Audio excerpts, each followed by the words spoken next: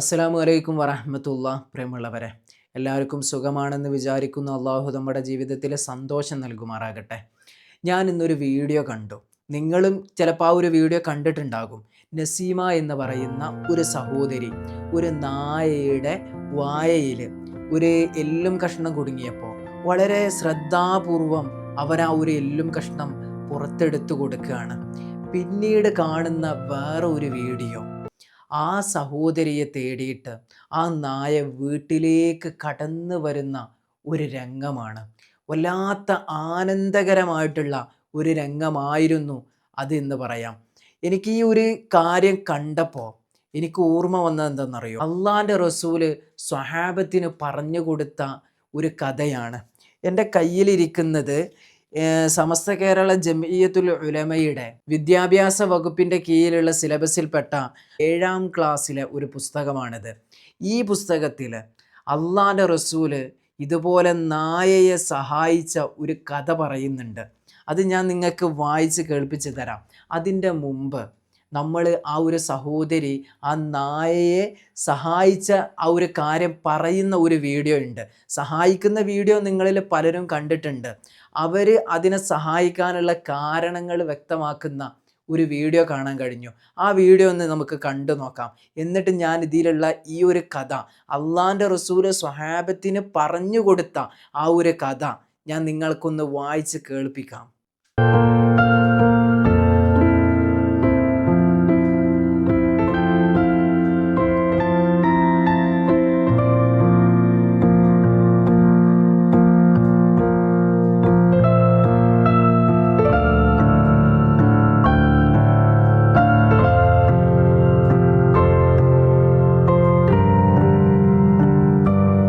അത് നമ്മളെ അയൽവാസി സെബിയാത്ത തൊഴിലുറപ്പ് കഴിഞ്ഞ് വരുമ്പോൾ അങ്ങനെ ഒരു നായ റോട്ടിൽ കണ്ട് തൊണ്ടയിൽ എന്തോ കുടുങ്ങിയിട്ടുണ്ടെന്ന് പറഞ്ഞേ.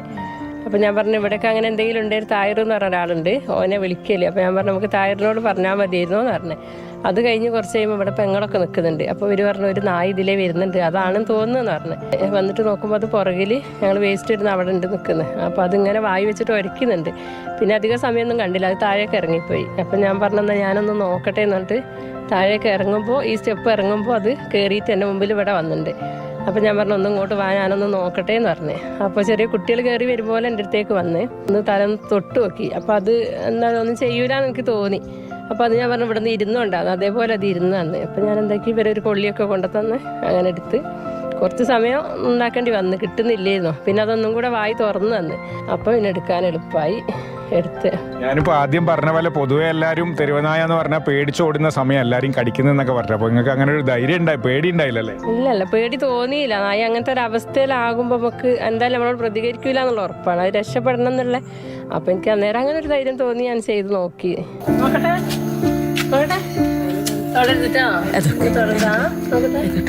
മാറിയോ? വേദനക്ക് മാറി? തൊടല്ലേ തൊടല്ലേ.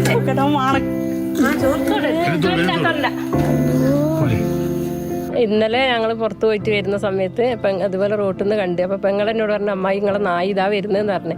അപ്പോൾ അതെൻ്റെ മുമ്പിൽ വന്ന് 2 മുട്ട് കുത്തിയിട്ട് കൈ ഇങ്ങനെ മനുഷ്യന്മാരെ പോലെ തന്നെ ഇങ്ങനെ തന്നെ കൈ കൂപ്പിയിട്ട് ഞാൻ എൻ്റെ മുമ്പിൽ ഇങ്ങനെ നിന്ന്. അതൊക്കെ വീഡിയോ എടുക്കാൻ പറ്റിയില്ല. പിന്നെ അത് കഴിഞ്ഞിട്ട് പിന്നെ എൻ്റെ അടുത്തേക്ക് വിളിച്ചപ്പോൾ അത് വന്ന് എൻ്റെ അടുത്ത്, ഞാൻ അതിൻ്റെ അടുത്ത് ഇരുന്ന് സംസാരിച്ച്. അപ്പോൾ അത് അതിൻ്റെ ഭാഷയിൽ എന്തൊക്കെയോ സൗണ്ടൊക്കെ ഉണ്ടാക്കിയിട്ട് എന്നോട് പറഞ്ഞു. എന്നിട്ട് ഞാൻ പറഞ്ഞു ഇങ്ങോട്ട് വന്നാൽ ചോറ് തരാമെന്ന് പറഞ്ഞു. അങ്ങനെ എൻ്റെ പുറകിൽ ഇവിടെ വന്ന് ഭക്ഷണമൊക്കെ കൊടുത്ത് ചോറൊക്കെ കഴിച്ചിട്ട് അത് പോയി. പിന്നെ വരും ഇന്ന് ഇവിടെ വന്നിട്ട് രാവിലെ ഇന്നലെയൊക്കെ വന്ന് നോക്കിയിട്ട് അതായത് എന്നാള്.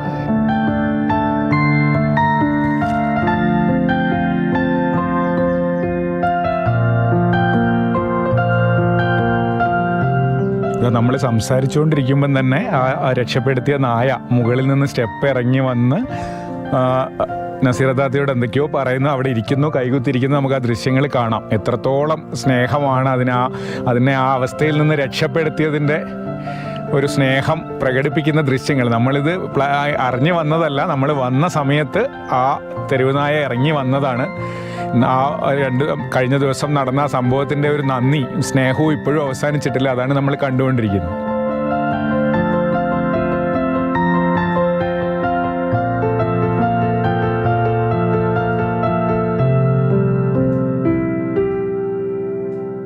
ഒരു ഒരു ജീവി അങ്ങനെ ബുദ്ധിമുട്ടുമ്പോൾ അതിൻ്റെ ഒരു വിഷമം കണ്ട് അതിനെ സഹായിച്ചതാണ് നസീറ താത്ത. നബി സല്ലല്ലാഹു അലൈഹി വസല്ലമ തങ്ങൾ പറഞ്ഞ ഒരു കഥ കേൾക്കാം.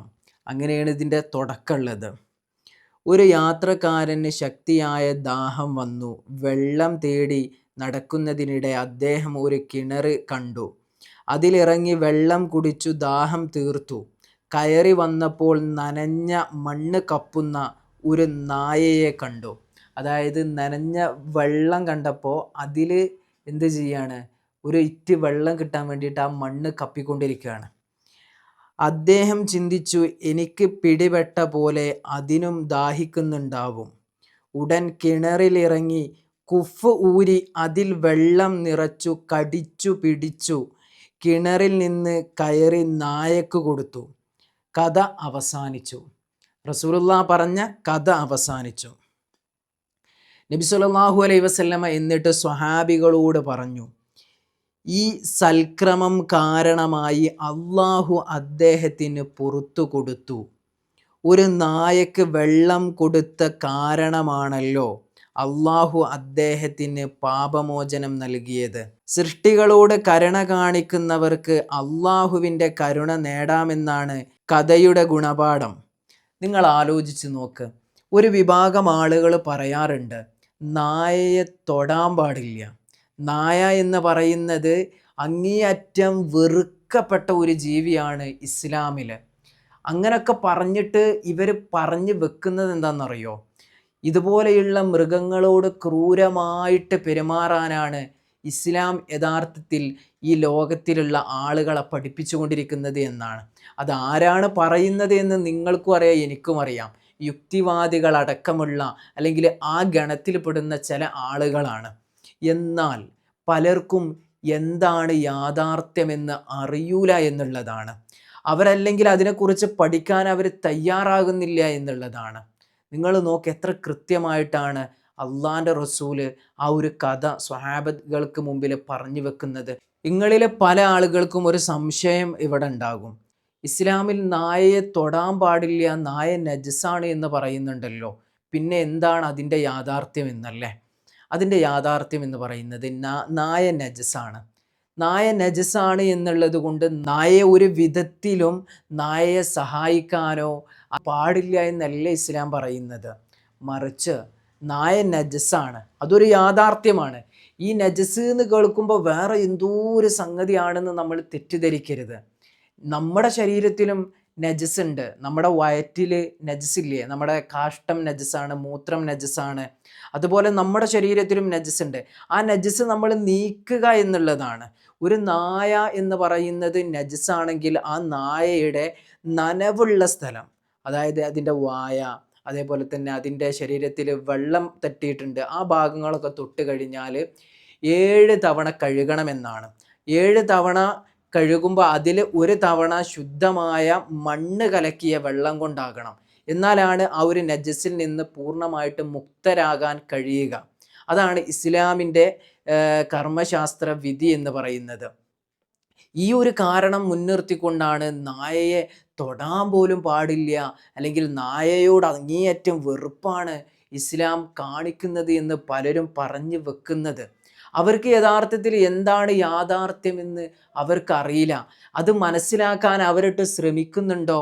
അതുമില്ല എന്നുള്ളതാണ് യാഥാർത്ഥ്യം. എത്ര കൃത്യമായിട്ടാണ് അള്ളാൻ്റെ റസൂല് ഈ ഒരു കാര്യം സ്വഹാബത്തിന് പഠിപ്പിച്ചു കൊടുക്കുന്നത്.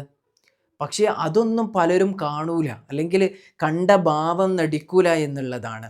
ഈ ഒരു വീഡിയോ കണ്ടപ്പോൾ ഈ ഒരു പാഠം ഞാൻ എൻ്റെ വിദ്യാർത്ഥികൾക്ക് എടുത്തു കൊടുത്തത് കൊണ്ട് എൻ്റെ ഉള്ളിൽ ആദ്യം ഓടി വന്നത് റസൂലുള്ള പറഞ്ഞു കൊടുത്ത ഈ ഒരു ചരിത്രമാണ്. അതുകൊണ്ടാണ് ഞാൻ ഇങ്ങനെ ഒരു വീഡിയോ നിങ്ങളിലേക്ക് എത്തിക്കാൻ നോക്കിയത്. അതുകൊണ്ട് തന്നെ ഈ വീഡിയോ കാണുന്ന ആളുകൾ കഴിവിൻ്റെ പരമാവധി മറ്റുള്ള ആളുകളിലേക്ക് ഈ ഒരു വീഡിയോ എത്തിച്ചു കൊടുക്കുക. അല്ലാഹു സുബ്ഹാനഹു വ തആല നല്ലത് ചെയ്യാനും നല്ലത് പറയാനും നല്ലത് പ്രവർത്തിക്കാനുമൊക്കെയുള്ള തൗഫീക്ക് റബ്ബ് സുബ്ഹാനഹു വ തആല നമുക്കെല്ലാവർക്കും പ്രദാനം ചെയ്ത് അല്ലാഹു അനുഗ്രഹിക്കുമാറാകട്ടെ. അസ്സലാമു അലൈക്കും വറഹ്മത്തുള്ളാഹി.